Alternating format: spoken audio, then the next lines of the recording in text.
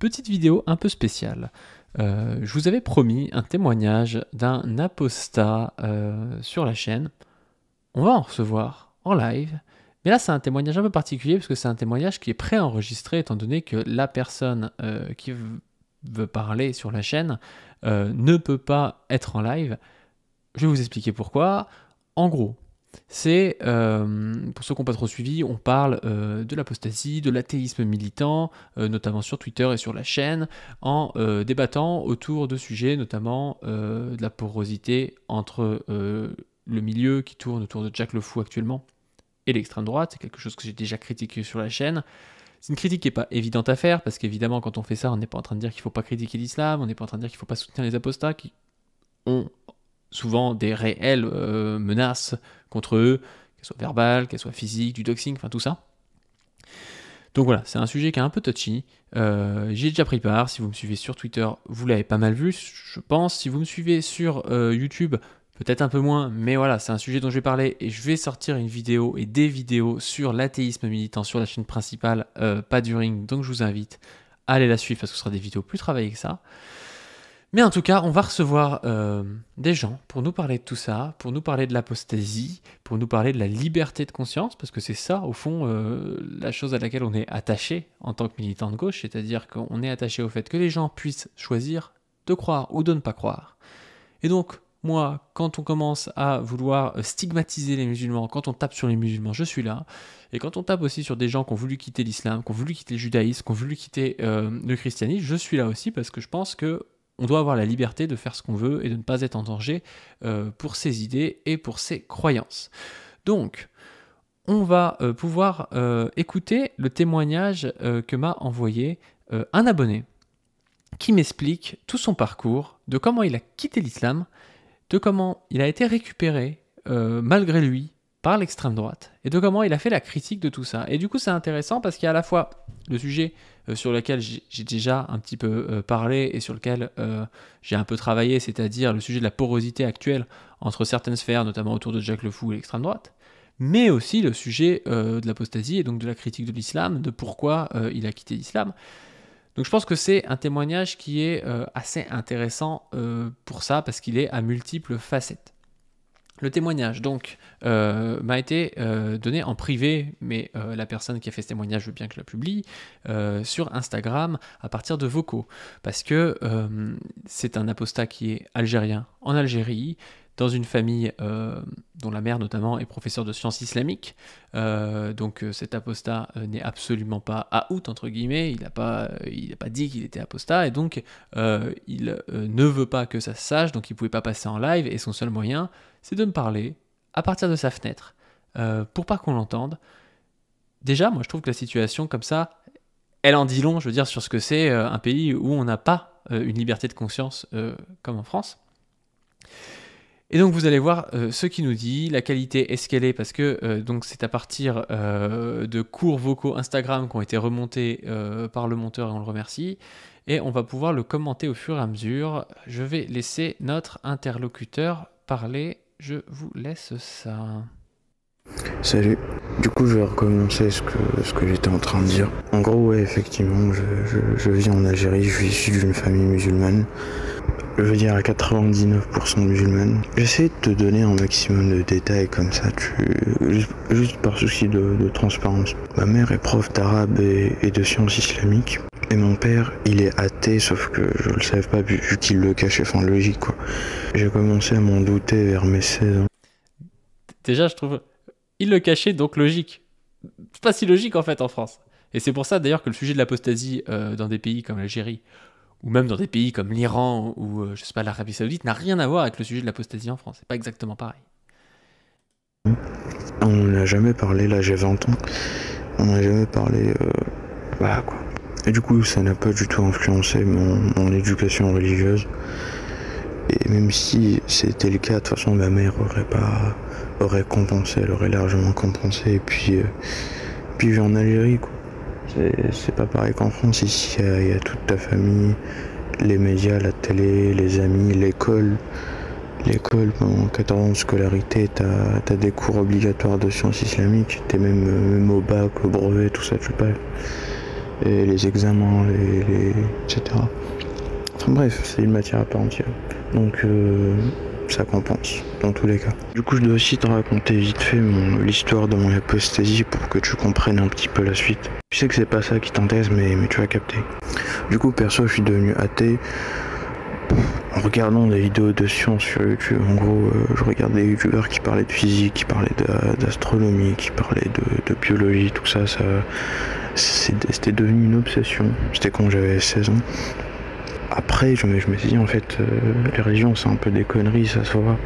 Quand tu compares la science et la religion, c'était évident pour moi. Et c'est important pour la suite parce que c'est toutes les religions que j'ai remis en question, pas que l'islam.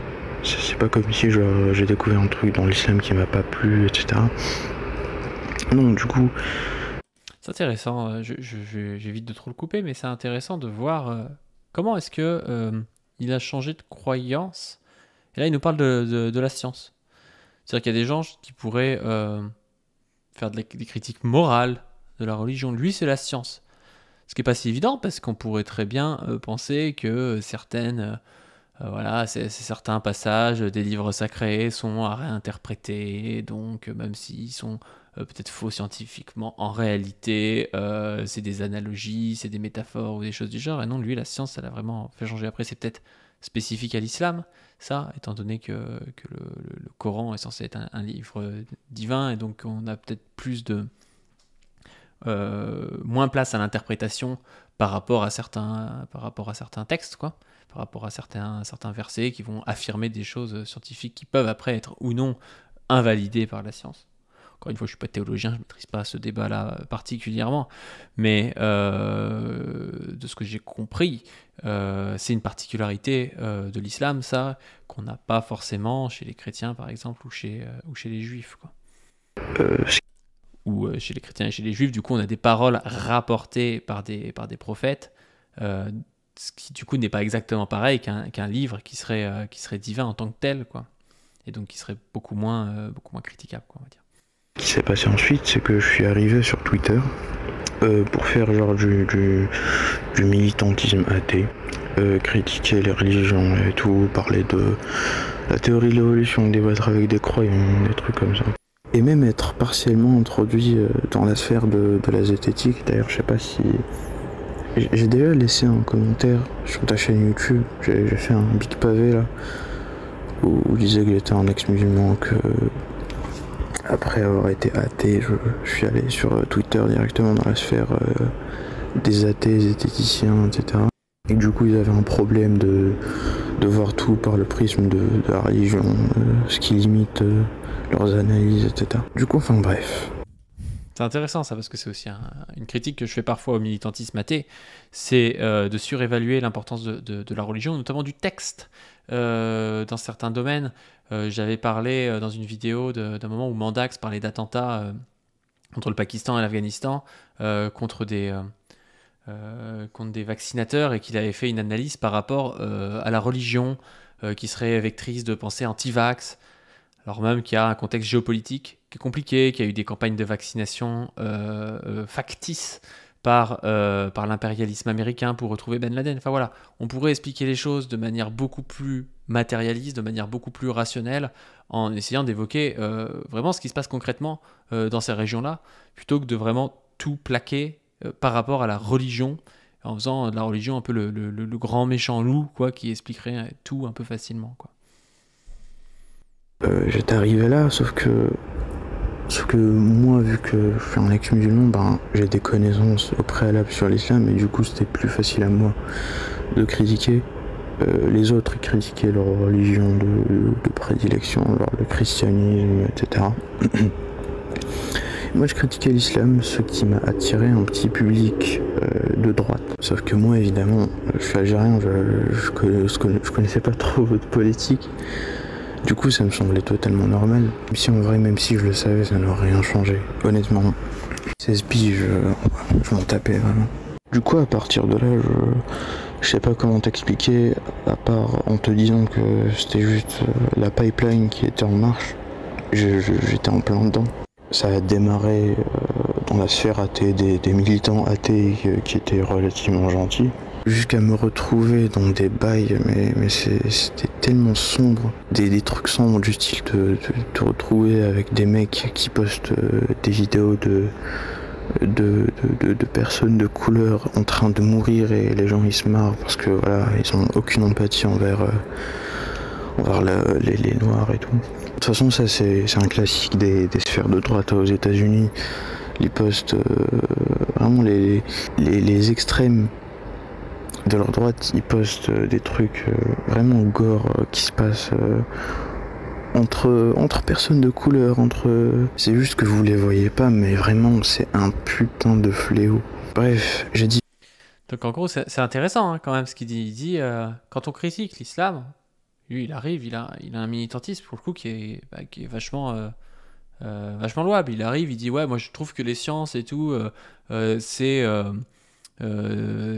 plus sûr que la religion, donc je suis sorti de l'islam, mais je critique toutes les religions, donc il n'est pas particulièrement sur l'islam, il dit mais je connais mieux l'islam, donc je critique l'islam, et en fait ça m'attire un public de droitard, et je me retrouve dans des boucles, au début avec des athées qui sont pas forcément racistes, et puis de plus en plus ils se retrouvent dans des trucs avec carrément des suprémacistes quoi, qui s'en foutent des noirs quoi. Divaguer là-dessus parce que c'est vraiment un souvenir marquant. En tout cas, ça s'est fait progressivement. Et il y a tous les phénomènes que j'ai décrits, même si je me suis directement attiré un public de droite, j'ai quand même remarqué le truc avec la gauche, etc. Au fur et à mesure, j'ai su distinguer quelle personne ne voulait pas, quelle personne je gênais, disons, de par mon statut d'apostat qui critique l'islam, et ceux qui écoutent les expériences que je raconte, les idées que j'ai en fait. Et c'est vraiment une pipeline qui est catastrophique parce que vraiment, à partir de là j'étais devenu le droitard normie, tu vois. C'est super intéressant je trouve parce que là on a vraiment son point de vue. Et il dit, voilà, je gênais la gauche, et on voit qu'il ressent vraiment ça. Alors, en réalité, moi, pour connaître pas mal de militants de gauche, je pense pas qu'il y ait beaucoup de militants de gauche qui soient venus le faire chier, qui soient contre le fait qu'on critique l'islam. Je pense que l'immense majorité des militants de gauche, ils sont pour le fait qu'on critique les religions. Mais il a dû voir des militants de gauche venir se taper avec des mecs qu'il soutenait, qui étaient des mecs de droite, voire d'extrême droite. Et donc il a pris ces critiques-là, qui n'étaient pas des critiques contre lui, mais des critiques contre des récupération de la droite et des critiques même contre des gens des fois avec qui on a déjà des griefs. Par exemple, moi j'ai vu l'autre jour Cro-Blanc commenter un truc pour essayer de me mettre dans la sauce par rapport à des apostats de l'islam. Et moi si j'arrive et que je tape sur Cro-Blanc, le gars qui est un athée militant anti-islam mais qui est progressiste, il voit quoi? Il voit que j'arrive et que je tape un mec qui le soutient. Il comprend pas en fait ce qui se passe. Il sait pas que moi j'ai un gros passif avec ce mec-là, que ce type-là est extrêmement problématique, qu'il sait pas trop ce que c'est l'extrême droite, tout ça. Il est pas politisé à ce point-là. Et donc lui, ce qu'il ressent, c'est juste que la gauche est en train de me taper dessus, alors que la gauche est en train de taper en fait sur un de ses soutiens, qui souvent nous envoie des menaces, ou même nous insulte ou des trucs comme ça, quoi. Bref, c'est intéressant d'avoir son point de vue parce que c'est quelque chose que nous, quand on est de gauche et qu'on n'est pas dans ces sphères apostats, militants, athées et tout, ben, on le voit pas et du coup on comprend pas trop quand il y a des apostats qui viennent nous dire ah vous tapez sur les apostats. Bon, il y en a qui m'ont dit ça d'ailleurs. Des fois après je vais voir un MP, il me disent ah bah non en fait je me suis trompé, voilà, c'est très bien en fait, mais moi je tape pas sur les apostats, j'ai jamais tapé sur des mecs parce qu'ils ont changé de religion, je suis pour la liberté de conscience et je tape pas sur le fait de taper sur la religion, je trouve ça même plutôt bien. Mais en fait, eux, ils le ressentent comme ça, et s'ils le ressentent comme ça, bah, ça veut dire quelque chose. Ça veut dire quelque chose sur notre manière de militer, sur leur position dans le monde militant, dans les interactions. C'est pas rien. Le mec qui regarde Valek, le Raptor, Psychosis et tout, c'est même pas mon pays, tu vois. Le mec, c'était devenu un normie retardé alors que c'est même pas son putain de pays. Il est algérien, il regarde du Valek, c'est trop drôle. C'est vraiment une dinguerie, je n'ai jamais mis les pieds en France, mais j'avais que votre politique en tête, et même maintenant, j'arrive pas à m'en débarrasser, je pense qu'à ça. Bref, je suis vraiment désolé, je divague un peu partout. Mais pour revenir au truc qui t'intéresse, je Je pense que vu que t'as pris une sauce sur Twitter, on te l'a fait comprendre. Mais en gros, quand t'es ex-musulman, que t'arrives sur internet, même quand t'es apolitique, tu vois, bon, tu remarques directement que à gauche, comme j'ai pu le décrire, genre ils placent la ligne de l'empathie genre devant toi. T'es pas dans leur champ d'empathie.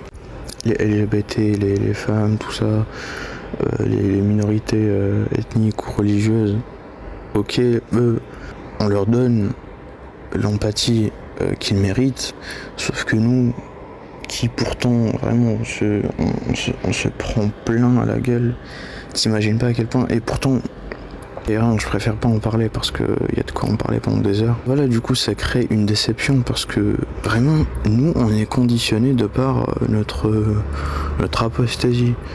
Déjà rien que... Bon, mon exemple il est pas bien parce que je suis algérien. En gros, même moi en Algérie je n'ai pas les mêmes droits autant que non musulman qu'un musulman, tu vois. Les droits civils. Déjà j'ai pas le droit de me marier à une femme musulmane, si ça se sait.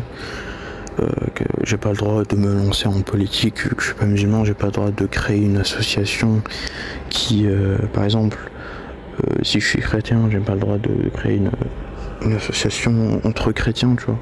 Et plein d'autres trucs comme ça. T'es obligé de taper des cours de... Peu importe ta religion, hein.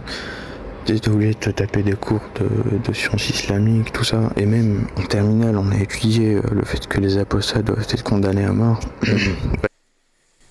Je m'arrête là parce que là, on a raté un truc qu'il disait tout à l'heure. Il disait, ouais, on ressent qu'en fait, vous mettez une barrière de l'empathie entre nous et que vous n'avez pas d'empathie pour nous. Et ça, malheureusement, moi, je pense pas que ce soit le cas. Mais il faut admettre que c'est ce qu'il nous dit. C'est-à-dire, c'est ce qu'il ressent. Il ressent que la gauche n'a pas d'empathie pour quelqu'un comme lui. J'espère que c'est pas le cas pour tout le monde. J'espère que les femmes iraniennes qui se battent contre le système de domination patriarcale, islamique, iranien, c'est que la gauche française les soutient.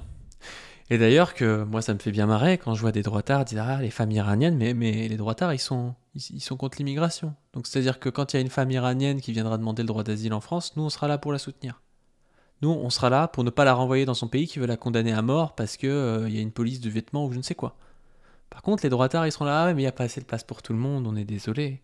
On est désolé, tu fuis ton pays parce que tu es homosexuel et que tu vas être condamné par je ne sais quoi. Non, mais il n'y a pas assez de place pour tout le monde. Donc, il faut quand même rappeler ça. Mais là, on a quelqu'un devant nous qui nous dit moi, je ne ressens pas l'empathie que vous avez pour nous, alors que je ressens l'empathie que vous avez pour les LGBT, pour les femmes et pour d'autres. Et donc, on a toute une dynamique d'isolement social où les seules personnes qui vont lui tendre la main, c'est la droite. Et c'est ça tout le tragique de ce genre de personnes, c'est que cet apostat-là, il est absolument pas réactionnaire. Mais il s'est fait, entre guillemets, piéger, il le dit.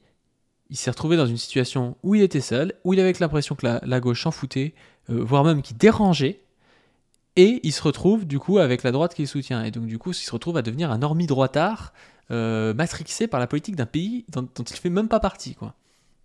J'ai même pas envie d'en parler. Après ça, je pense pas que ça t'intéresse parce que je suis pas français. Mais en tout cas, les Français, j'ai vu plein de témoignages et dis-toi que cette intolérance, elle s'efface pas en traversant les frontières, quoi. Genre, c'est très compliqué. Il y a des apostats qui sont toujours à l'heure actuelle obligés de prier devant leur famille 5 fois par jour sous peine de se faire massacrer. Il y a des gens, ils ont perdu tous leurs amis, ils se sont fait insulter après avoir quitté l'islam. Il y en a avec leurs parents, c'est difficile. Il y en a, ils sont obligés de le cacher. Enfin, c'est mon cas, moi, c'est genre c'est l'option premium. Hein. C'est vraiment le truc à faire. Il faut jamais le dire à ta famille que t'as quitté l'islam. Ça, on comprend pas trop s'il parle en France, s'il parle en Algérie. Moi, je pense que ça dépend surtout des familles, en réalité, en France. Hein. Parce qu'en France, évidemment, c'est autorisé. On peut avoir une protection policière si on est en danger. On a le droit de blasphémer, tout ça. Par contre, il y a des familles qui vont être plus tolérantes que d'autres. Moi, je connais des apostats musulmans où ça ne pose pas de problème, où les gens le savent et les gens s'en fichent un peu. Je pense que, par contre, quand tu deviens un militant athée contre l'islam, alors que t'es apostat, bah là tu te retrouves avec pas mal de mecs intégristes qui veulent ta peau parce qu'ils te considèrent comme étant un traître. Et ça, j'en avais parlé avec un autre apostat, il me disait, en France, on ne peut pas critiquer l'islam. En France, on peut critiquer l'islam. Quand on est un apostat, c'est compliqué. Là, ça devient dangereux. Vous avez beaucoup plus de chances de recevoir des menaces de mort, du doxing, voire carrément de vous retrouver avec un gars en physique qui veut votre peau. Si vous êtes un apostat musulman, enfin un ex-musulman qui critique l'islam, que si vous êtes, je sais pas moi, si vous êtes Jordan Bardella. La réalité, c'est que des mecs comme Jordan Bardella, comme Marine Le Pen qui critiquent l'islam, il y en a plein en France. Et c'est pas eux qui risquent le plus de recevoir quoi que ce soit. Eux, ils risquent leur peau comme tous les militants politiques risquent leur peau. Il y a des gens qui veulent assassiner Jean-Luc Mélenchon, il y a sûrement des gens qui veulent assassiner Marine Le Pen. C'est regrettable, mais parce que c'est des politiques qui sont très mises en avant. Par contre, la place de la personne qui a quitté l'islam et qui fait un militantisme contre l'islam est beaucoup plus complexe parce qu'il y a ce rapport presque de traîtrise par rapport à une communauté dans laquelle on a été, quoi. Et ça, oui, ça je considère que c'est beaucoup plus dangereux. Mais je pense du coup que par rapport à son histoire, il faut vraiment remettre ça par rapport aux familles. Tout comme en France, si vous êtes homosexuel, il y a des familles où c'est très compliqué, il y a des familles où on va vous tourner le dos. Si vous êtes trans, il y a des familles où vos parents ne vont plus vous parler, puis il y a des familles où vos parents vont accepter. Je pense que c'est plus ça par rapport aux apostats. Et par contre, qu'au niveau du militantisme athée, à visage découvert et tout, quand vous êtes apostat, là, ça devient beaucoup plus compliqué. Et encore une fois, il faut le déplorer. C'est pas normal, mais c'est le cas. Du coup, c'est au centre de ta vie. Ça représente toute ta vie. On peut peut-être sembler très sensible à ça. Je pense, t'as dû remarquer en prenant la sauce tous les ex-musulmans qui ont pris très personnellement tes propos. Ça c'est intéressant parce qu'il y a beaucoup de gens du coup qui avaient pris personnellement des critiques que je faisais au fait que Jack Le Fou se retrouvait à mettre en avant des personnes qui sont clairement racistes. Quand on voit la lanterne qui nous explique que les Algériens ce seraient des insectes qui viendraient pomper la CAF, qu'il faudrait détruire l'Algérie, qui nous parle de singes de manière un peu bizarre, qui passe chez Conversano, qui nous parle de grands remplacements, de choses comme ça. C'est un lexique qui est vraiment à extrême droite en France. Ce sont des pensées qui sont à l'extrême droite en France. Et moi, ce que je critique, c'est pas le fait que Jack Le Fou il parle avec des musulmans et qui critique les textes, parce que je m'en fiche. C'est même plutôt bien, comme je vous le disais.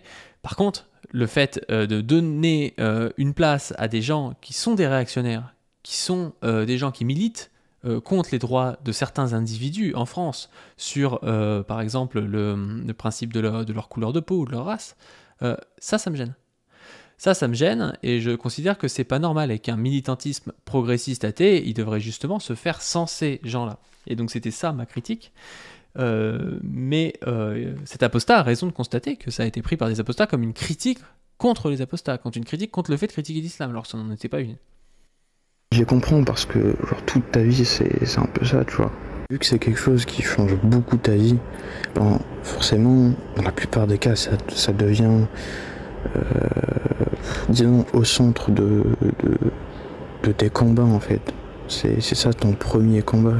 C'est critiquer la religion, l'islam, critiquer ses effets sur la société, c'est critiquer l'obscurantisme, tout ça. C'est vraiment pas un combat que tu peux trouver à gauche. Et du coup, je comprends totalement à quel point c'est embarrassant la situation dans laquelle t'es. Dans le sens où si tu... Il dit c'est pas un combat qu'on peut trouver à gauche parce que lui il est algérien et nous on fait de la politique en France par rapport aux conditions, au rapport de force politique en France. Et nous, les gens qui peuvent nous enlever des droits individuels, demain c'est l'extrême droite, c'est pas les musulmans. Et donc c'est pour ça que nous, on se centre aussi sur le fait de qui va prendre le pouvoir en 2027. Il va pas y avoir un califat en France en 2027. Par contre, demain en France, on peut avoir très bien Marine Le Pen, Jordan Bardella, Éric Ciotti, Éric Zemmour à la tête du pays. Et ça, faut aussi le comprendre dans notre vision des choses à nous. On n'est pas dans un pays où on n'a pas le droit de critiquer certaines religions. Auquel cas, peut-être que là, ça devrait être notre priorité de dire ah ben non, il faut qu'on ait le droit de critiquer les religions. C'est pour ça que le militantisme de Jack Le Fou en Algérie et en France, il n'a rien à voir. Il n'a rien à voir. Il est beaucoup plus progressiste en Algérie qu'en France. Alors que le même militantisme est progressiste en Algérie et en France. S'il le fait avec des gens d'extrême droite qui participent en plus à les faire passer pour des progressistes, c'est-à-dire regardez, quand même, ces gens-là, ils critiquent des religions de barbares et tout, c'est des progressistes. Bah non, en fait. Bah non, à ce moment-là, son militantisme, il fait en quelque sorte le jeu de l'extrême droite. Et ça, je sais qu'il n'aime pas que je le dise, mais c'est la réalité. Il pourrait le faire autrement. Il aurait pu choisir de faire une critique de l'islam qui aurait fait moins de vues parce qu'il ne se serait pas mis dans la poche des gens d'extrême droite. Donc il aurait fallu sacrifier un peu de vues, mais qui aurait été beaucoup plus propre et beaucoup plus progressiste. Ça, c'est toujours faisable, et c'est pour ça d'ailleurs que on prend quelqu'un comme Mandax, par exemple. Mandax, quand il critique les religions, je trouve que quand il va parler avec des croyants, il est quand même plus progressiste, dans le sens où il va pouvoir critiquer déjà plusieurs religions différentes, et puis il va pouvoir ne pas s'allier et ne pas le faire devant une horde de gens d'extrême droite qui vont se frotter les mains parce qu'ils vont voir des musulmans en PLS, quoi. C'est un peu ça le souci. Après Montag, vous allez me dire, il critique moins l'islam parce qu'il connaît moins, donc forcément, peut-être que ça l'aide aussi à ne pas avoir ce phénomène-là. Tu apportes ton soutien envers les apostats juste comme ça, gratuitement. Donc tu peux te mettre à dos une partie de tes abonnés, peut-être d'extrême gauche ou les musulmans. Et si au contraire tu fais comme tu as fait, c'est-à-dire avec Jack le Fou, tu dis, tu expliques ce que tu as expliqué, là aussi tu te mets à dos les ex-musulmans, c'est... Donc à mon avis, je vais juste te donner mon avis, je pense que tu connais mieux ta situation que moi, mais je vais quand même te dire, en fait, je pense que tu aurais juste dû dire à Jack le Fou que t'es déçu qu'il soit droitisé, qu'il ait un public musulman, tout ça, enfin un public d'extrême droite plutôt que de... C'est marrant parce que vous allez voir ce qu'il va dire, parce que c'est ce que j'ai dit à Jack le Fou, et vous allez voir ce que lui il a compris. Spécifiquement lui dire pourquoi tu critiques l'islam, parce que vraiment cette phrase, elle est... Enfin, je sais pas, sûr, faut me ressortir des screens. J'ai jamais dit que Jack le Fou devait pas critiquer l'islam, mais lui, c'est ce qu'il a compris. Et encore une fois, c'est intéressant. C'est intéressant de voir du point de vue de quelqu'un qui subit des pressions par rapport au fait qu'il a abandonné une religion, parce que notre discours à nous produit dans sa tête, quoi. De son point de vue, j'ai dit, faut pas critiquer l'islam, quoi. Pique énormément de gens. Peu importe ce que tu dis avant ou après ouais, pourquoi tu critiques l'islam, peu importe où tu places cette phrase, elle pique énormément de gens. Moi le premier, même si je comprends totalement ce que tu veux dire. Je le prends pas mal, je précise. Je n'ai rien à redire là-dessus. Je trouve que tu as raison par rapport à ce que t'avais dit. D'ailleurs, c'est pour ça que je t'en parle, mais c'est juste que c'est une phrase qui pique parce qu'il y a mille raisons de critiquer l'islam, surtout pour les premiers concernés, c'est-à-dire les apostats, tu vois. Donc, évidemment, qu'on est les premiers à mal le prendre, même si moi, non, je le prends pas mal parce que, disons que je prends grave du recul par rapport à tout ça. Surtout que je me dis, le monde, il est pas là pour me faire plaisir. Et ça n'a jamais été le cas, donc voilà, faut que je me calme un peu. J'ai aussi envie de te parler d'un facteur supplémentaire qui fait que les ex-musulmans ils deviennent aussi beaucoup plus à droite. C'est qu'en fait les ex-musulmans ils sont très intéressés par ce qui se passe à l'international, parce que comme j'ai dit, la critique de l'islam et de ses conséquences, c'est ce qui est au centre de leur combat. Ce qui fait que quand il y a un truc qui se passe en Arabie Saoudite, en Iran, ou peu importe ce qui est lié à l'islam, ça les intéresse d'en parler, tu vois. Et les seuls aussi que ça intéresse, un truc de merde qui se passe en Iran, c'est les droitards évidemment. Faut savoir aussi que les ex-musulmans... Ça c'est intéressant parce qu'ils critiquent la culture un peu du fait divers là. C'est-à-dire que moi, des fois on m'identifie sur des faits divers de je ne sais qui s'est fait lapider en Arabie Saoudite en mode tu cautionnes. Non, évidemment je cautionne pas, personne ne cautionne ça. Le truc c'est que je sais pas combien il y a de centaines de millions de musulmans, tu vas toujours pouvoir prouver que tu as raison en prenant des faits divers par rapport aux musulmans. C'est-à-dire que tu vas trouver des trucs qui se passent de mal.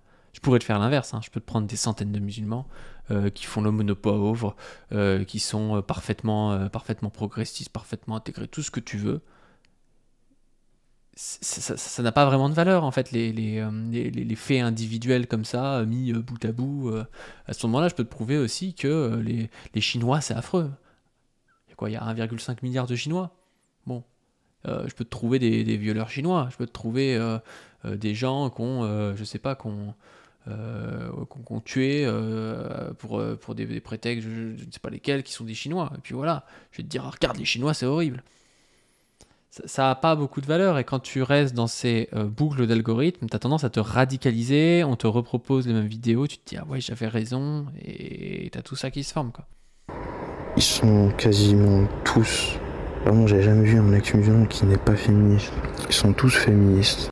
Et du coup, comme j'ai dit, vu qu'ils sont intéressés par ce qui se passe à l'international, ils font la même réflexion que les droitards par rapport au féminisme en Europe. C'est que ça parle que du féminisme en Europe, la situation des femmes en Europe. J'aime bien, bah oui, c'est vrai, le féminisme en Europe, ça parle des femmes en Europe. Et je rigole un peu parce que je sais qu'il le prendra, il le prendra pas mal, on a pas mal parlé, on a pas mal sympathisé d'ailleurs. Oui, en fait, quand tu fais un combat dans un pays, c'est hyper faux cul de commencer à dire ah ouais mais je suis progressiste par rapport à un pays à l'autre bout du monde. Et c'est ce que font les droitards actuellement. C'est ils disent ah oui mais par rapport à je sais pas ce qui se passe en Iran, moi je suis plus je suis plus féministe. Ouais ok c'est super, ouais, d'accord. Mais est-ce que t'es féministe dans ton propre pays? Est-ce que t'es pas en train de dire que les féministes, c'est des intersectionnels, islamo-gauchistes, je sais pas quoi, que ah non, en fait, la culture du viol, le patriarcat, ça n'existe pas. Bah si, en fait, tous ces droitards-là, ils ne sont pas féministes. C'est-à-dire que dans les standards de leur pays, ils ne font pas un militantisme progressiste sur la question des femmes, ils font un militantisme réactionnaire. C'est pas parce qu'ils te montrent 3 faits divers ou une loi qui vient d'un pays qui n'a rien à voir avec le nôtre, qui a pas les mêmes mœurs et qui a des mœurs totalement patriarcales, sexistes et tout ça, que eux ils sont contre ce truc-là, que ça en fait des progressistes. Et c'est aussi, moi ce qui me gêne, c'est que ce truc de se concentrer sur un islam rigoriste qui n'a pas vraiment d'influence à l'échelle politique française, pour dire ah ben on est contre ça donc on est progressiste. Bah, c'est pas vrai en fait. C'est pas vrai. Par contre, le même militantisme en Iran est bien plus, est bien plus progressiste. C'est pour ça que je dis Jack le Fou en Algérie. Évidemment, Jack le Fou en France, devant des droitards, sans faire la critique de ces droitards, bah non en fait. Bah non.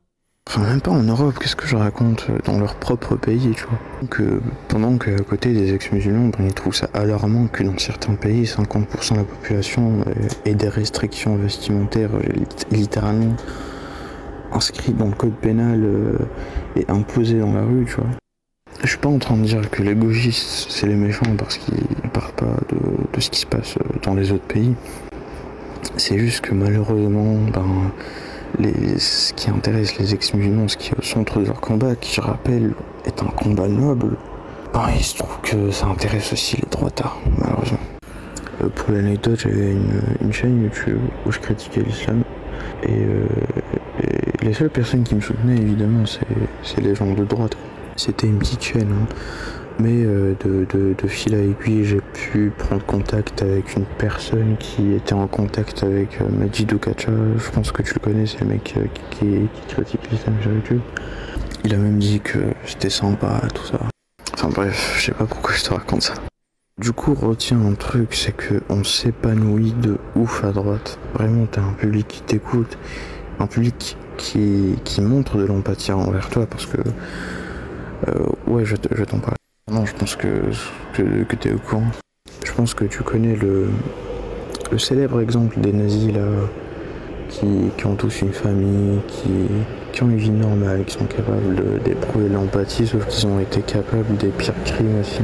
C'est juste qu'il y a des personnes qui sont capables d'avoir de l'empathie et d'autres qui ne sont pas. Du coup, c'est la même chose avec nous à droite. Les droitards, ils sont parfaitement capables de faire preuve d'empathie, d'intelligence émotionnelle avec nous, tout ça, il n'y a aucun souci. Du coup, on s'épanouit de ouf à droite. Vraiment, quand tu sors d'une discrimination intense, personne qui t'écoute, puis tu te retrouves avec autant d'audience, autant de soutien, Ça fait qu'on s'épanouit de ouf.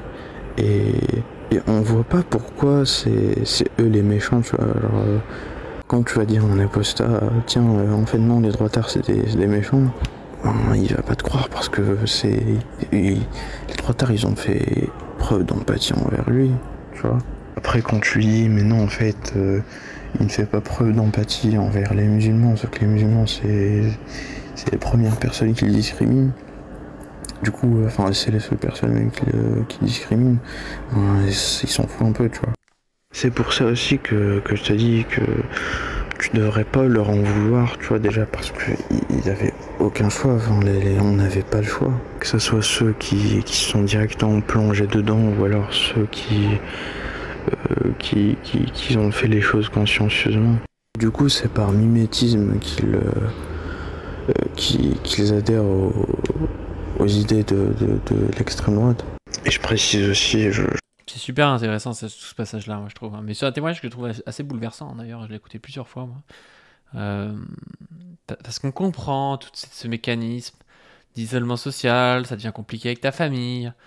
Puis en fait, les seules personnes sur qui tu peux compter et qui ont les mêmes ennemis que toi, c'est-à-dire l'islam, c'est les gens d'extrême droite. Puis la gauche te dit, oui, mais regardez, ils discriminent les musulmans, mais toi, les musulmans, c'est les gens qui te font chier dans la vraie vie, en fait, quand t'es apostat.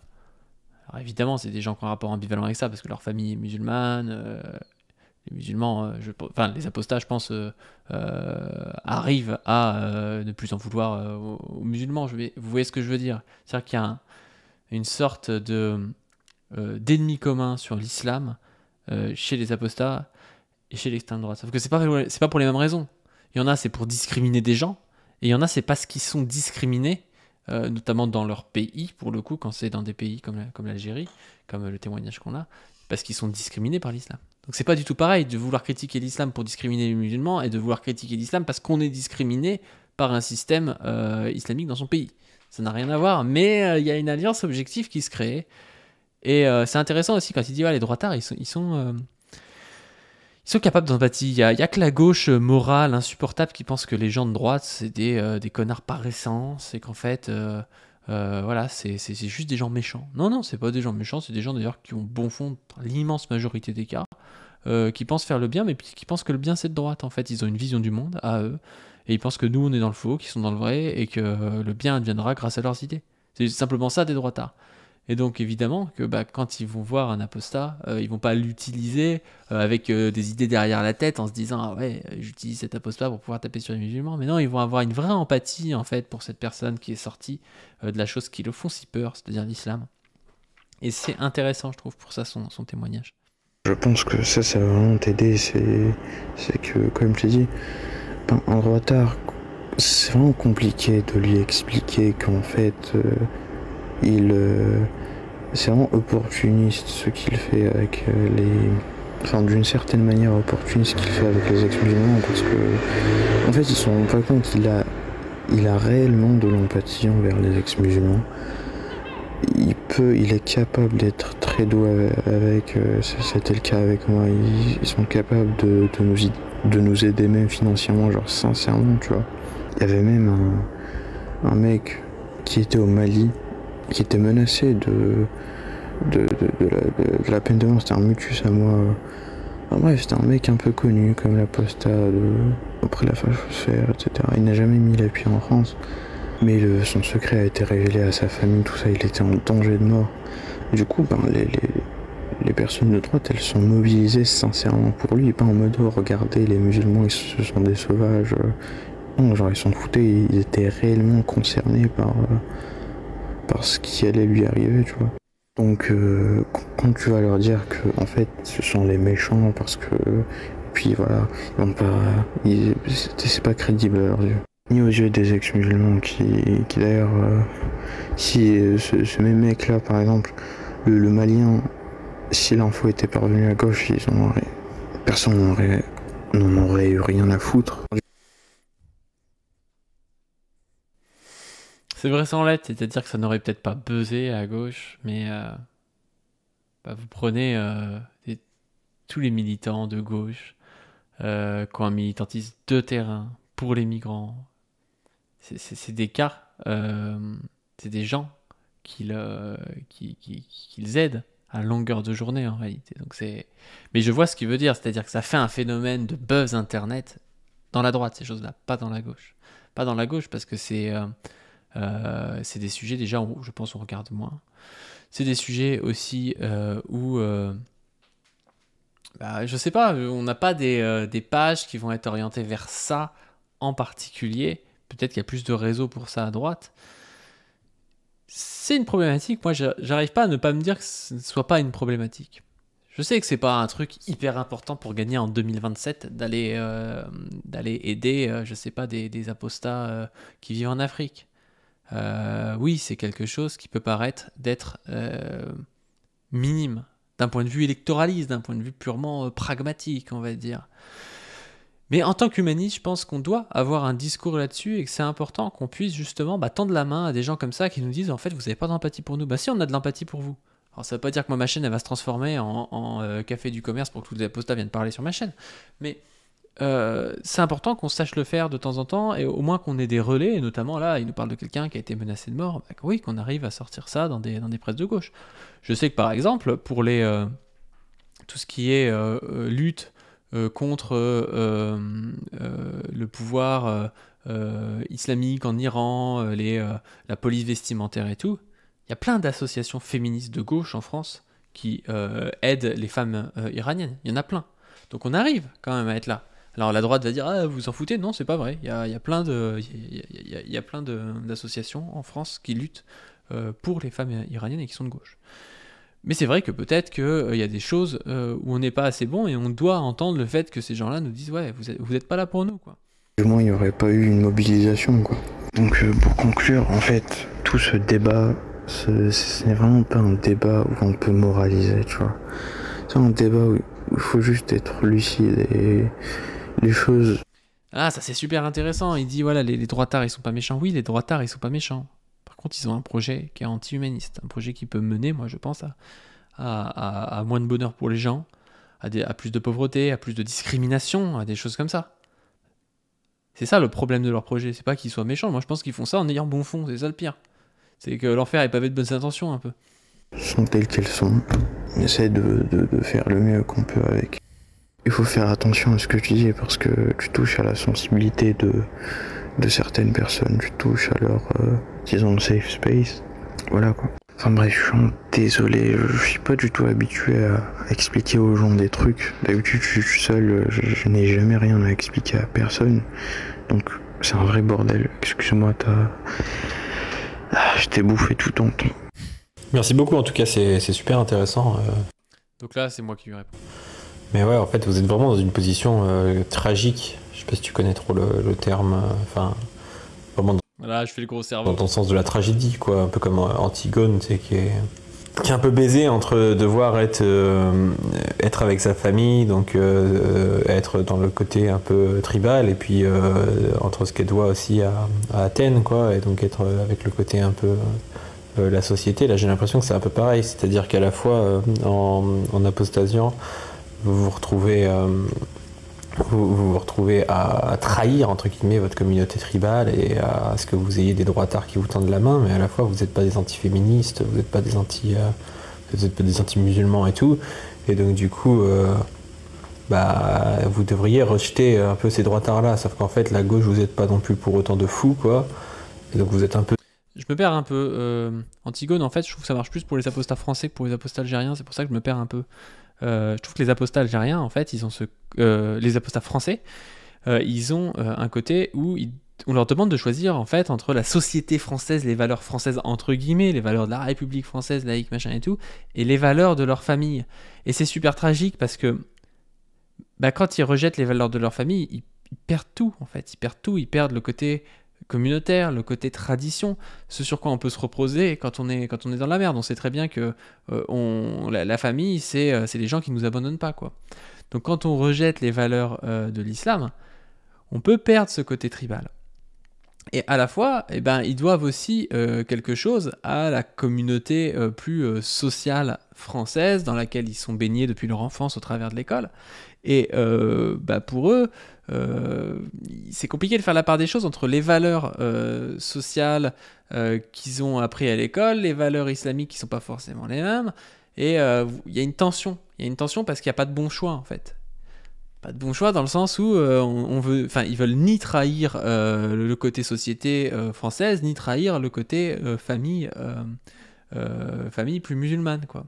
Donc vous voyez ce que je veux dire. Je trouve qu'il y a un vrai côté tragique là-dedans.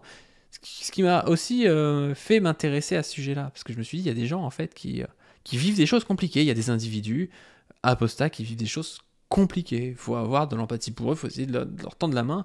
Tout comme quand vous êtes trans ou quand vous êtes homosexuel et que vous devez l'annoncer à vos parents, bah, vous avez un côté où vous devez rejeter votre côté un peu tribal, votre côté famille. Je veux dire, quand vos parents sont contre et que vous savez que ça va créer la merde. C'est tragique comme truc parce que vous pouvez pas renoncer à votre sexualité, à votre identité de genre. Donc vous êtes un peu entre deux. Bah là, je trouve que c'est pareil au niveau des apostats, que ça crée des situations très très complexes. Et donc, notamment des situations où ils vont avoir un besoin de soutien. Et pour l'instant, ils disent qu'ils le trouvent à droite.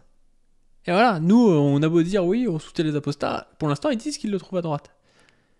Moi, je trouve que ça veut dire quelque chose quand même sur nous, notre capacité à aider toutes les personnes. Et on est pour la liberté de conscience, encore une fois, à aider une femme, je vais en parler après, une fille qui veut se voiler, à dire oui, bah t'as le droit de te voiler. Si toi, en ton âme et conscience, tu considères que tu dois te voiler, t'as le droit de te voiler sans souffrir de discrimination.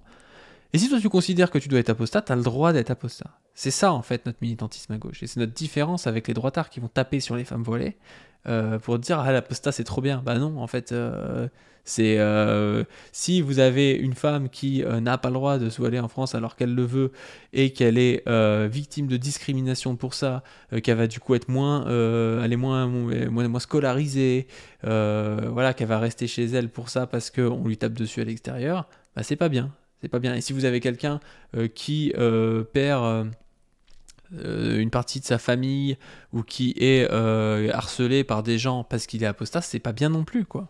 On doit aider les deux. Baiser parce qu'il n'y a pas tellement de bons choix, quoi.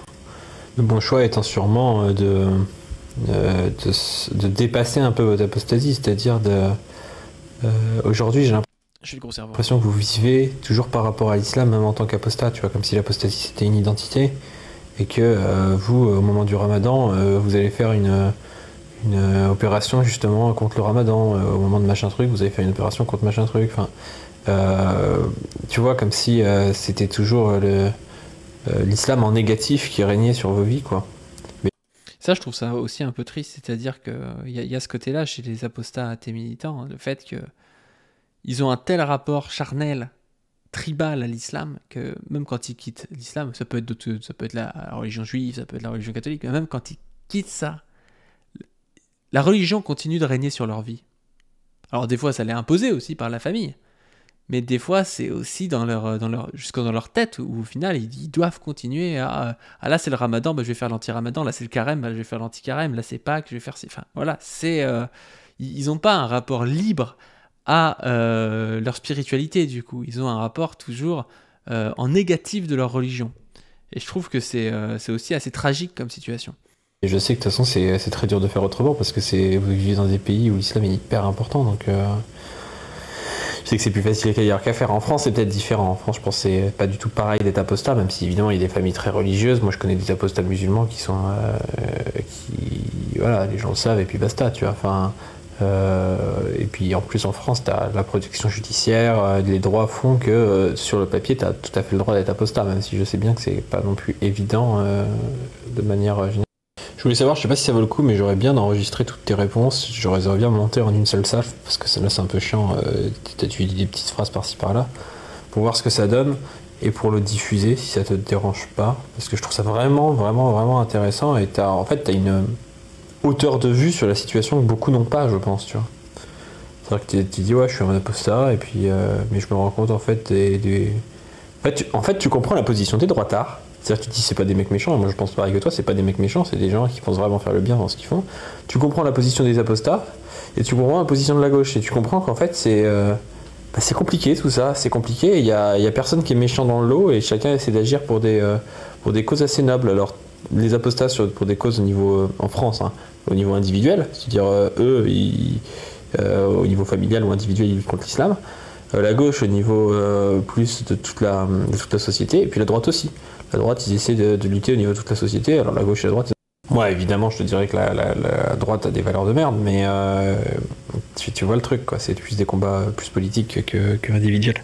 C'est-à-dire que la droite récupère vos combats individuels pour faire comme si la gauche avait un double jeu, ce qui n'est pas vrai, je pense, même si c'est vrai qu'on n'est pas tout le temps à regarder ce qui se fait en Iran. Il y a des associations de gauche, on soutient les mouvements de libération des femmes en Iran, évidemment, mais on soutient aussi le mouvement de libération des femmes en France et la liberté de conscience. Tu sais, en France, une femme qui naît dans une famille blanche et qui demain se convertit à l'islam et qui veut se voiler, elle va perdre, enfin pas tout le temps, mais elle peut perdre sa famille, elle peut perdre ses amis, hein. Sincèrement, hein.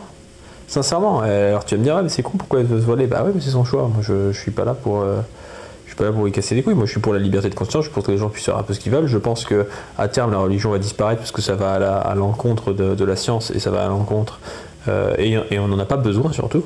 Mais après voilà, si des gens dans des pays comme la France, c'est-à-dire avec... Là, j'ai trigger tous les religieux qui regardent.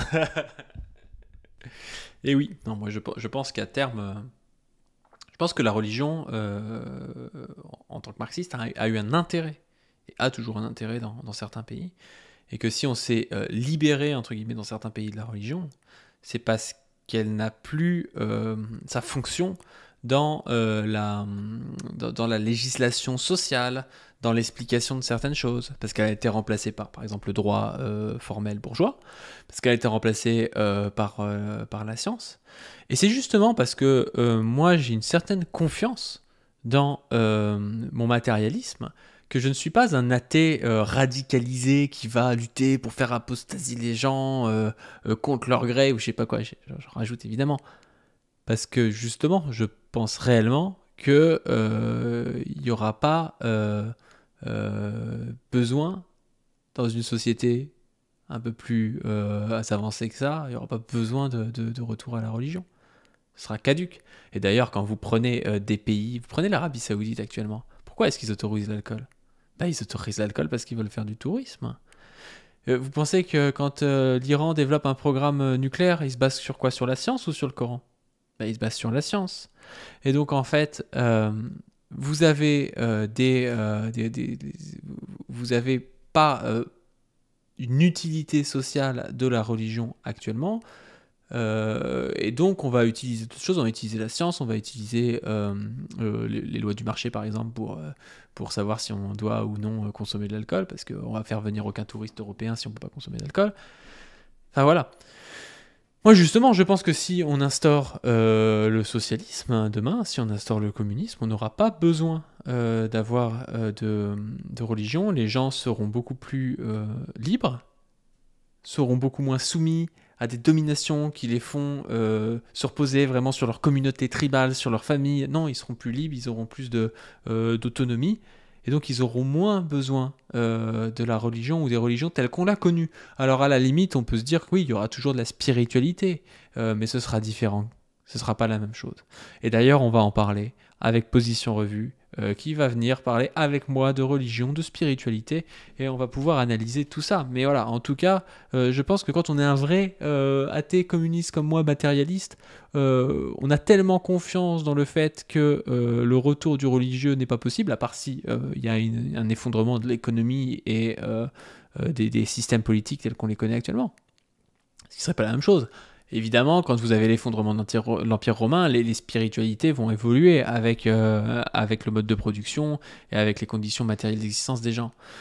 Mais si on va vers une société où les individus sont de plus en plus autonomes et où on a une répartition des richesses, plus de droits et de choses comme ça, on n'aura pas du tout besoin du même carcan idéologique qu'avant et donc des mêmes religions qu'avant. Une démocratie formelle avec des droits de l'homme et tout, enfin des droits individuels plutôt.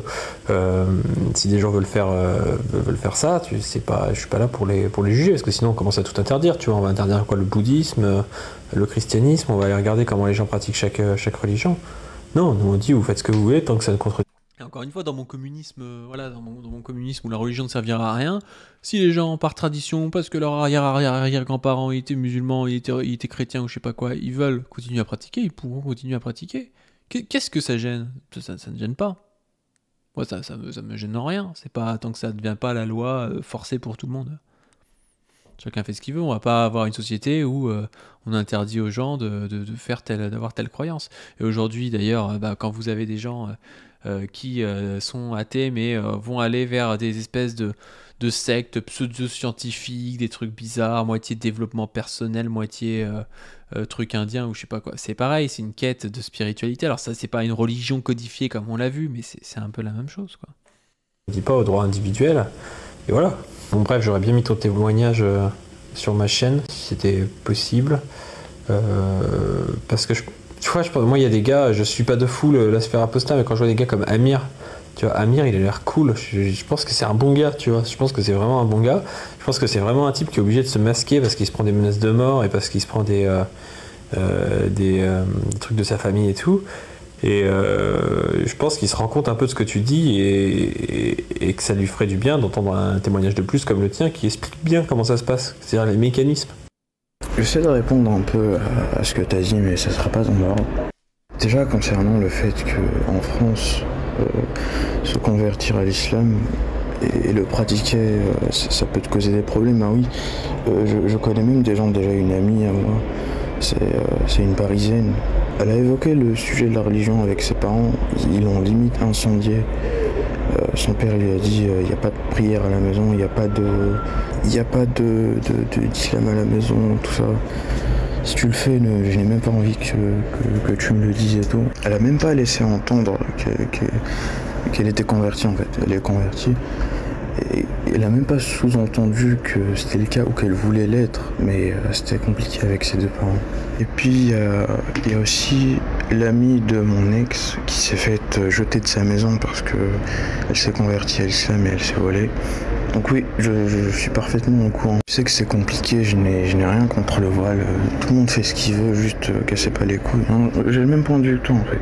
Vraiment, le voile, c'est le truc que je comprends pas dans votre politique. Je comprends même pas le débat en fait. Toute cette obsession et tout. Et du coup, concernant Allez, notre apostat basé. Le fait qu'on voit l'islam qu'en négatif, ben là aussi c'est très très... Pour ceux qui n'ont pas vu, j'ai une vidéo sur le voile sur ma chaîne principale qui s'appelle Le lapin du futur passe à la casserole. Allez la voir, vous allez voir que c'est intéressant par rapport au débat sur le voile où on n'a pas forcément toutes les informations de base et sur ce que serait une politique le plus bénéfique pour tous, notamment basée sur des analyses de la loi de 2004 qui interdit le voile ou des choses du genre, quoi. Très compréhensible, même pour ceux qui sont en France. Parce que même si t'es en France, que t'as tous tes droits individuels, etc., ben t'as conscience qu'en fait, si t'as ces droits-là, c'est grâce au fait que tu sois dans un pays occidental, ça n'a rien à voir avec l'islam. Disons qu'on a du mal à se séparer l'islam en tant que tel. En fait, dans nos têtes, il y a un seul islam, tu vois. Tout ce délire des interprétations, tout ça. Ouais, la religion, on fait les interprétations qu'on veut. Alors oui, je suis d'accord, mais juste à un certain degré. À gauche et dans les sphères philosophiques même, on abuse un peu de ce truc-là. Ouais, la religion, on fait ce qu'on veut, sauf que non, il y a l'islam. Comment t'expliquer ? Certes, il y a beaucoup d'interprétations sur beaucoup de trucs, mais l'essentiel, il est là. Et ça, ça déborde sur nos vies. On voit comment ça déborde dans nos communautés, on voit comment ça... On voit tous ces effets négatifs, en fait. Tout comme moi, je comprends la situation vu que j'ai été droitard, maintenant je suis gauchiste.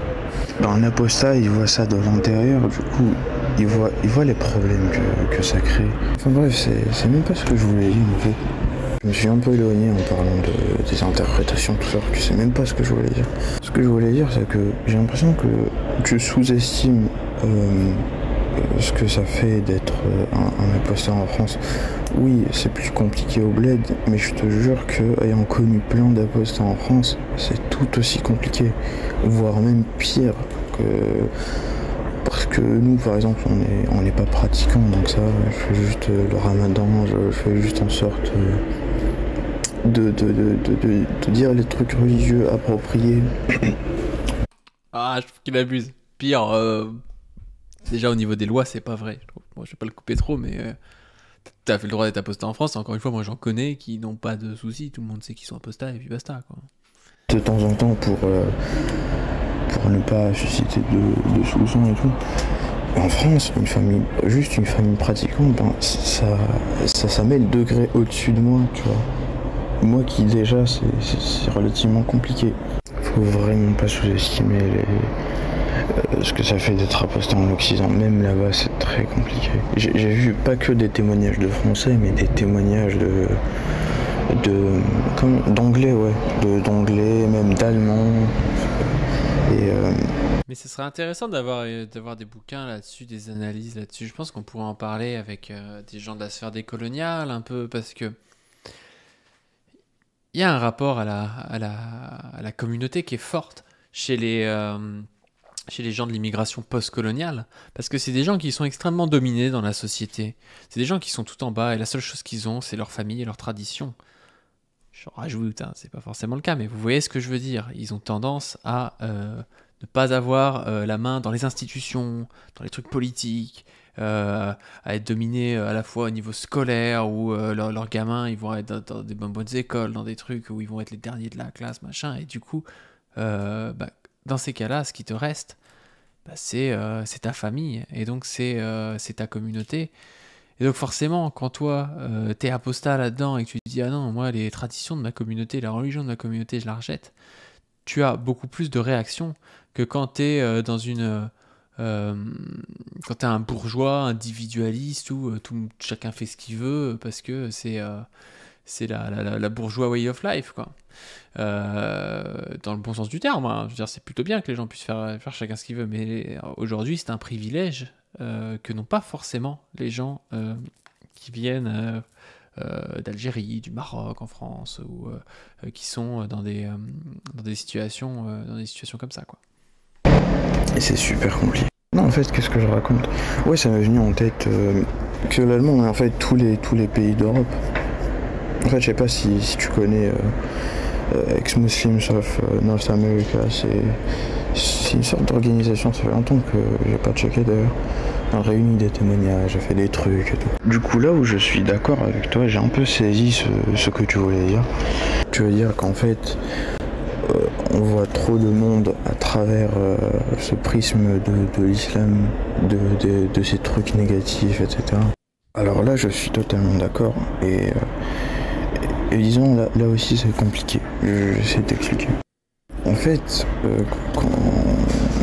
quand tu commences ton combat ainsi, t'as de quoi taffer. Hein. Genre, t'as plein de pays musulmans, t'as plein de façons de critiquer l'islam. Il y a beaucoup de choses à en dire. Donc, tu t'épuises jamais. C'est un potentiel infini, tu vois. Et ce truc-là, ben, ça reste positif. Concrètement, tu critiques des trucs parce que tu critiques des trucs négatifs. Tu apportes de la solidarité, du soutien, de la visibilité à des questions importantes qui ne sont pas abordées généralement. Bref, il y a tout pour faire durer le truc et ne pas s'arrêter. C'est pour ça que dire à un ex-musulman d'arrêter de critiquer l'islam, ben, il va mal le prendre. Et même moi qui ai une vision plus nuancée, je vais très mal le prendre si tu me dis de faire ça parce que c'est un truc positif. Et je le dis consciencieusement, c'est quelque chose qui sert, c'est quelque chose d'utile, c'est limite noble, tu vois. Faut savoir aussi que c'est vraiment compliqué de demander à un ex-musulman de se dissocier de ce qui se passe en dehors de la France parce que ça le blesse profondément. Il y a une vraie solidarité entre nous, peu importe où on se trouve sur le globe. Il y a une vraie solidarité entre nous, on a le même combat, J'ai pas réussi à lui faire comprendre que je voulais pas qu'il arrête de critiquer l'islam. C'est une défaite de ma part. On a les mêmes expériences, etc. On a les mêmes idées. Donc dire à un droitard en Occident d'arrêter d'aborder des sujets ou de ralentir là-dessus, des sujets plutôt niches, plutôt qui en nécessitent de la solidarité, qu'on trouvera ailleurs d'ailleurs, à part chez les droitards, mais voilà, ça remplacera jamais la solidarité d'un ex-musulman en soi. Donc c'est vraiment super compliqué de dire à un ex-musulman qu'en fait il voit le monde à travers le prisme de l'islam intégriste, enfin l'islam en soi, parce que voilà, si on prend les textes tels qu'ils sont enseignés dans les écoles islamiques, pas qui sont intégristes ou quoi, mais qui sont factuels dans ce qu'est l'islam, bah voilà, tu ne peux pas lui trouver un combat meilleur que celui qu'il a déjà, parce que lui il traite de problèmes disons plus graves que ce que toi tu traites, tu vois. Et sinon à part ça, je pense que j'ai identifié deux façons de faire sortir un ex-musulman de ça, même si je te conseille de ne même pas essayer, parce qu'on va mal le prendre, franchement. En disant que c'est pas à toi de gérer ça, quoi. Je te dis ça juste pour... je sais pas, peut-être ça t'intéresse. Du coup, la première façon, c'est leur faire comprendre que un propos qui se tient à droite régulièrement est faux, en fait. Exemple de la colonisation, c'est ce qui s'est passé avec mon père. À l'époque, je pense que c'était en 2020, il y avait une sorte de polémique là sur la restitution des restes de résistants algériens par la France à l'Algérie. Et moi j'étais allé comme un con débattre avec mon père, qui d'ailleurs est socialiste. Il était dans un parti qui s'appelle le Parti Socialiste des Travailleurs. C'était d'ailleurs il était à la tête, je pense. Mais c'était un petit truc de merde. Bref, pour qu'il devienne le maire d'un petit truc, il y a eu 14 votes. Du coup, il m'a déchiré dans le débat, même si j'ai ramené avec moi 20 000 screens Wikipédia, là. J'ai ramené avec moi plein d'autres trucs. Vraiment, il m'a terminé en 5 secondes. Il m'a juste fait comprendre qu'en fait, il n'avait pas le choix dans la colonisation. Il s'est fait terminer par son père. Le Parti Socialiste des Travailleurs est un parti trotskiste américain. Ah voilà, un parti politique algérien. C'est quoi son daron basé là? Le Parti Socialiste des Travailleurs est un parti politique algérien, membre de la 4e internationale secrétariat unifié. Il a été fondé en octobre 1989 par le groupe communiste révolutionnaire, formé lui-même en 1974 par un groupe de syndicalistes et d'étudiants trotskistes. Il y a un journal qui s'appelait El Katwa. Selon ce parti, les élections algériennes sont antidémocratiques et ils les utilisent uniquement comme tribune d'expression. Les forces du pacte de l'alternative démocratique annoncent leur rejet législatif, je sais pas quoi. Bon bah voilà. Évidemment, les trotskistes sont dans le coup. Hein. Ils ont infiltré les apostats. Ils étaient traités comme du bétail, quoi. D'ailleurs, en Algérie, il y a une expression pour désigner ça, c'est le mot khames. En fait, khamsa, ça veut dire 5 en arabe, et khames, ça veut dire quelqu'un, ça désigne quelqu'un qui est payé 5 fois moins que les autres, et c'était le cas des Algériens à l'époque. Ils étaient traités comme des sous-hommes, voilà. Il m'a un peu fait comprendre ça, et moi je pouvais pas faire le con comme un random sur Twitter, tu vois. Parce que moi je connais l'histoire de mon pays, je sais ce qu'il dit, il est vrai. Genre l'emballage avec lequel il m'a donné cette information, elle est très bien passée. Du coup je retourne sur le Twitter dans la fachosphère, quoi. Et je vois des propos qui à partir de là j'aimais pas, en fait, ça m'énervait. Et du coup je me suis graduellement éloigné de cette sphère. Et même comme ça c'était vraiment compliqué de me débarrasser de leurs idées. Que comme je l'ai dit, genre, j'étais à fond dedans, genre mon Insta, mon Twitter, tous mes réseaux sociaux, même YouTube, je t'ai dit, je regardais que des trucs de droite, que ce soit Valex, Picossos, le Raptor, je regardais plein de fois, plein de ses vidéos, Takido, Tagreg, Toussaint, puis Jules Ferry, tout ce que tu peux imaginer, en fait, je le connais déjà. Du coup, c'est super compliqué de s'extraire de ça. Mais personnellement, ça a marché. Il a suffi Il appelle Victor Ferry, Jules Ferry, le mec. Qu'un sujet, disons, aussi important pour moi, qui est la mémoire, en fait. C'est un truc un peu sensible avec moi. Le fait de respecter la mémoire des personnes mortes et tout. Je pense qu'un Maghrébin, il sera sensible à ça, à cette prise de conscience. L'autre façon de s'en sortir, c'est de faire comprendre exactement ce que j'ai commenté l'autre fois sous ta chaîne YouTube, le fait de voir l'islam, enfin je veux dire le monde sous le prisme de la religion et tout, de leur expliquer tout le phénomène, que c'est un truc assez récurrent, que ça disons que c'est pas honnête intellectuellement et tout, genre les pousser à être, disons, plus zététique, enfin avoir plus d'esprit critique, et beaucoup ils seront sensibles parce que ils aimeraient que leur combat soit porté par des personnes intelligentes, pas juste des randoms comme ça, parce qu'ils ont bien conscience qu'à leur échelle ils font, disons, que c'est pas du travail sérieux, ils sont juste sur Twitter, sur les réseaux comme ça. Mais je pense qu'on aimerait bien que notre combat soit porté par des gens intelligents, et beaucoup ils seront sensibles, donc faut leur expliquer ça, et peut-être ça va marcher aussi. Sauf que, encore une fois, c'est pas... comment dire, l'emballage de qui donne l'information, c'est super important. C'est pas un gauchiste qui a été dans la sauce pour ça, qui va leur dire ça, tu vois. Ça aussi, c'est compliqué. Mais moi, je pense pas pouvoir leur parler parce que je suis un pro-Hamas. Ils vont me dire directement, frère, t'es un traître. Enfin, ils vont jamais me dire ça. Hein. La solidarité, elle est trop forte, même quand tu soutiens un groupe islamiste, même s'il faut jamais le résumer à ça. Donc, pour conclure, une situation, comme je t'ai dit, elle est spéciale. À droite, on n'est pas des personnes qui sont venues pour oppresser, mais on est des oppressés qui sont réfugiés là-bas parce qu'on n'avait pas le choix. Enfin, tout était préétabli pour ça. Et du coup, je pense que t'as même dû remarquer que la sauce que t'as pris, elle est pas la même comparée aux autres. Genre là, tu sens que t'as vraiment offensé, t'as touché au sentiment des gens. Et ça, je le comprends totalement. Même si, bon, la plupart ont surinterprété des trucs, et ça, j'aime pas trop. Que surinterpréter et suranalyser des trucs comme ça, c'est jamais bien.